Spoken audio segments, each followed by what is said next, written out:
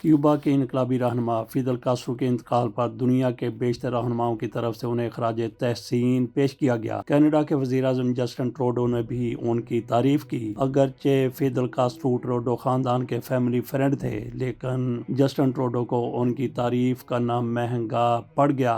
उनके बदखाहों ने सियासी तारीख का शर्मनाक स्कैंडल बना डाला, जिसके मुताबिक दरअसल फिदल कास्ट्रो जस्टिन ट्रूडो के असल बाप हैं। इसीलिए उन्होंने कास्ट्रो की इतनी तारीफ की। दाएं बाजू के इंटरनेट सुराग रसानों ने इंतहाई शर्मनाक इल्जाम आयद करते हुए कहा कि जस्टिन ट्रूडो के वालिद पियर ट्रूडो ने अपनी बीवी मार्गरेट के हमरा क्यूबा के कई दौरे किए। उनमें से एक दौरे के दौरान मार्गरेट ने पियर ट्रूडो से बेवफाई की और फिदल कास्ट्रो के साथ तल्लुक इस्तेवार किया जैसे जस्टिन ट्रूडो पैदा हुए। इन इल्जामात में मजीद कहा गया कि पियर ट्रूडो और मार्गरेट की अज़वाजी जिंदगी तलखियों से भरपूर थी और इसकी वजह मार्गरेट की बार बार की बेवफाई थी। अमेरिकी सेनेटर टेड कैनेडी के साथ भी उसका मुआशका चलता रहा। इसके बाद रॉक बैंड के रोनी वुड के साथ भी मार्गरेट के मुआशके की अफवाहें गर्दिश करती रहीं। इन्हीं अफवाहों की वजह से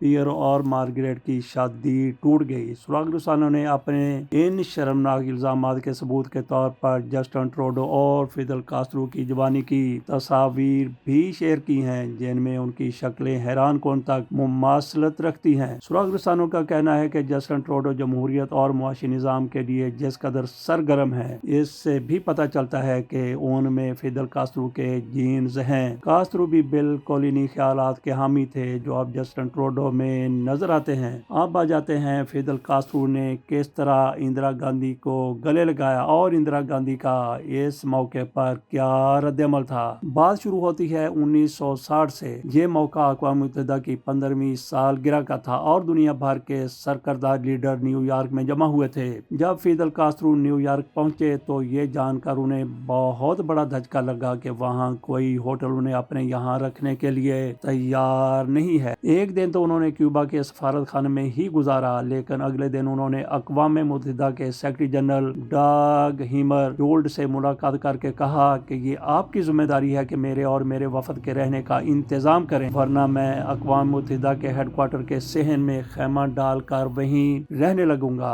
गनीमत यह रही कि अगले दिन न्यूयॉर्क के ट्रिसा होटल उन्हें अपने यहाँ रखने के लिए तैयार हो गया। इंडिया के साबिक़ वज़ीर ख़ारजा नटवर सिंह कहते हैं कि जब मैं कास्ट्रो से मिला तो उन्होंने मुझसे कहा, क्या आपको मालूम है कि जब मैं न्यूयॉर्क के इस होटल में रुका तो सबसे पहले मुझसे मिलने कौन आया? पंडित जवाहरलाल नेहरू। मेरी उम्र उस वक्त 34 साल थी। बैनुल-अक़वामी सियासत का कोई तजर्बा नहीं था। नेहरू ने मेरा हौसला बढ़ाया, जिसकी वजह से मुझ में गज़ब का एतमाद जागा। मैं ताउम्र नेहरू के इस एहसान को नहीं भूल सकता। नेहरू और फिदल कास्ट्रो की इस मुलाकात के बाद भारत के लिए उनके दिल में जो एहतराम और प्यार पैदा हुआ, उसमें कभी कमी नहीं आई। 1983 में जब इंडिया में नावाबस्ता तहरीक की कॉन्फ्रेंस हुई तो फिदल कास्ट्रो यहाँ आए। कॉन्फ्रेंस के आगाज में ही फलस्तीनी रहनुमा यासिर अराफात इस बात पर नाराज हो गए कि उनसे पहले उर्दन के शाह को तकरीर करने का मौका क्यों दिया गया।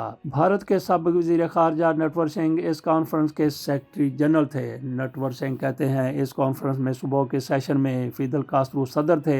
उसके बाद इंदिरा गांधी सदर बन गई थी। सुबह के सेशन के बाद मेरे डिप्टी सन्नाती लांबा मेरे पास दौड़े हुए आए और बोले, बहुत बड़ी मुश्किल आ गई है। यासिर अराफात बहुत नाराज हैं और फौरी तौर पर अपने हवाई जहाज से वापस जाना चाहते हैं। मैंने इंदिरा जी को फोन किया और कहा कि आप फौरन विज्ञान भवन आ जाइए और अपने साथ फिदल कास्ट्रो को भी लेती आइए। नटवर आगे बताते हैं कि कास्ट्रो साहब आए और उन्होंने फोन करके यासिर अराफात को भी बुला लिया। उन्होंने अराफात से पूछा, आप इंदिरा गांधी को अपना दोस्त समझते हैं कि नहीं? अराफात ने कहा, दोस्त नहीं, वो मेरी बड़ी बहन है। इस पर कास्ट्रो ने तपाक से कहा, तो फिर छोटे भाई की तरह बर्ताव करो और कॉन्फ्रेंस में शिरकत करो।